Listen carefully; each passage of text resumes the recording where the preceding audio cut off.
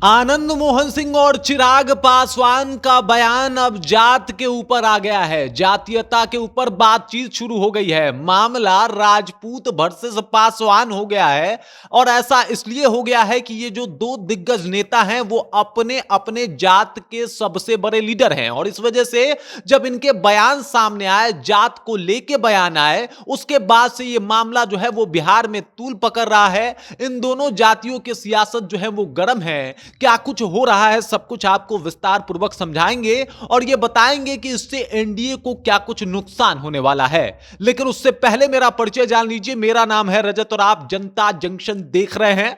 आपको बता दूं कि चिराग पासवान और आनंद मोहन सिंह का जो बवाल है वो थमने का नाम नहीं ले रहा। आनंद मोहन सिंह का यह कहना कि मांझी के बहू दीपा मांझी के लिए चिराग पासवान का वोट ना मांगना, यह अपने आप में दिखाता है कि शायद ये एनडीए के हिस्सा है ही नहीं। मतलब ये एनडीए के लिए काम नहीं कर रहे, ये अपना सिर्फ व्यक्तिगत स्वार्थ देखते हैं। और अगर चिराग पासवान वहां पे जाते तो शायद कुछ और ही देखने को मिलता। यानी दीपा मांझी तो अभी भी जीती हैं, लेकिन वो जो वोट औसत होता वो और ज्यादा होता। मतलब आप समझ जाइए, जन स्वराज के प्रत्याशी चूंकि पासवान समाज से आते हैं तो उनको वहां पे 37,000 जो है वोट मिला हुआ है और इस 37,000 वोट के ऊपर ही जो है आनंद मोहन सिंह ने एकदम से लपेट लिया चिराग पासवान को। फिर चिराग कहां चुप रहने वाले थे। चिराग ने आके कह दिया कि जो मुख्यमंत्री के दया के ऊपर जेल से बाहर आके अपना काम कर रहे हैं वो हमें राजनीतिक ना सिखाएं, क्योंकि वो राजनीति से खुद बहुत दिनों तक बाहर रहे हैं। और फिर क्या था, यहीं से वाद विवादों का सिलसिला शुरू होता है और उसके बाद बीच में आ जाते हैं आनंद मोहन सिंह के बेटे चेतन आनंद। उन्होंने आगे कह दिया, सीधे तौर पे सिखा दिया कि ये डबल स्टैंडर्ड वाली राजनीति नहीं चलने वाली। सबसे पहले आप ये क्लियर कीजिए कि आप एनडीए के हिस्सा हैं कि नहीं। मतलब ये पिक एंड चूज वाली पॉलिसी आपकी नहीं चलेगी। आप क्लियर क्लियर बताइए। और बाकी अगर आपके पास वोट बैंक है तो घबराइए मत, हम भी एक जिंदा कौम के नेता हैं। अब ये जिंदा कौम कौन सा है ये समझना बहुत ही ज्यादा जरूरी है।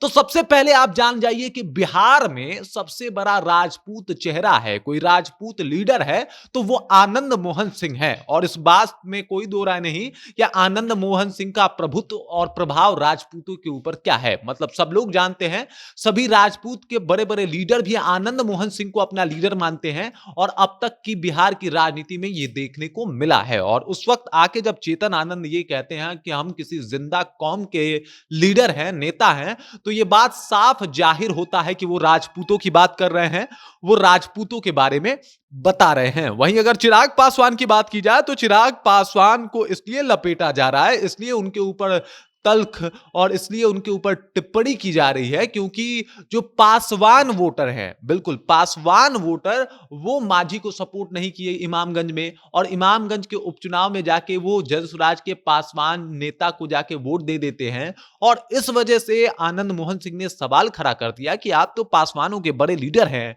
अगर आप इमामगंज जाते तो शायद स्थिति ये नहीं होती। तो आप सबसे पहले ये बता दीजिए कि आप एनडीए के हिस्सा हैं कि नहीं है, और दूसरा ये बता दीजिए कि क्या सिर्फ आप अपना पर्सनल फायदा देख रहे हैं राजनीति में। अगर ये है तो ये तो गठबंधन धर्म नहीं है। अब समझ जाइए, पासवान वोटरों को के लिए कहा जा रहा है कि भाई साहब ये मांझी जी को इसलिए वोट नहीं दिए क्योंकि चिराग पासवान और मांझी जी में इन दिनों खासा अनबन देखने को मिला है। और इस बात को लेके एक तरफ खड़े हो गए पासवान और दूसरे तरफ खड़े हो गए राजपूत, और यहां पे मामला एकदम जातीय वाला हो गया है। एक तरफ पासवान वोटर है, एक तरफ राजपूत वोटर है। एक तरफ पासवान का सबसे बड़ा चेहरा चिराग पासवान है तो दूसरे तरफ राजपूतों के सबसे बड़े लीडर अगर कहा जाए तो वो है आनंद मोहन सिंह।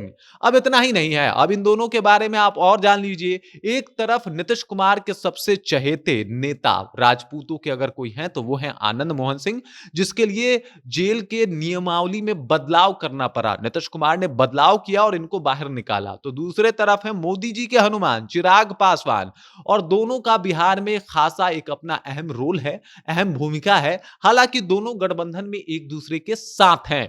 उस टाइम पे, उस समय पे इस तरीके का बयान आना गठबंधन को तो नुकसान पहुंचा ही रहा है, लेकिन दोनों का ये दमखम दिखाना कहीं ना कहीं नीतीश और मोदी के लिए भारी पड़ सकता है। मतलब एक तरफ तो नीतीश भाई साहब कभी साथ नहीं छोड़ सकते आनंद मोहन सिंह का, तो उधर एकदम मोदी जी चिराग पासवान के सर पे हाथ रखे हुए हैं। ये बात चिराग पासवान और बाकी लोग भी भली-भांति जानते हैं। अब ये देखना होगा कि ये राजपूत वर्सेस पासवान या यूँ कह लें चिराग वर्सेस आनंद मोहन सिंह की लड़ाई में पीछे कौन हटता है। हालाँकि अभी कोई पीछे हटने की मूड में नहीं है।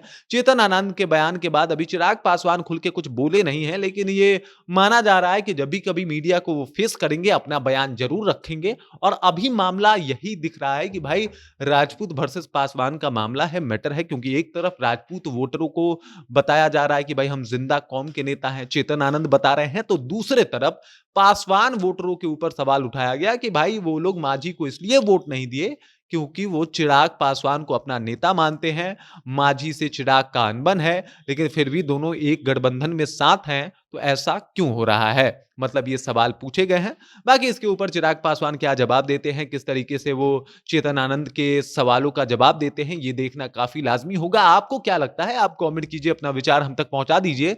बाकी आप देख रहे हैं जनता जंक्शन और मेरा नाम रजत है।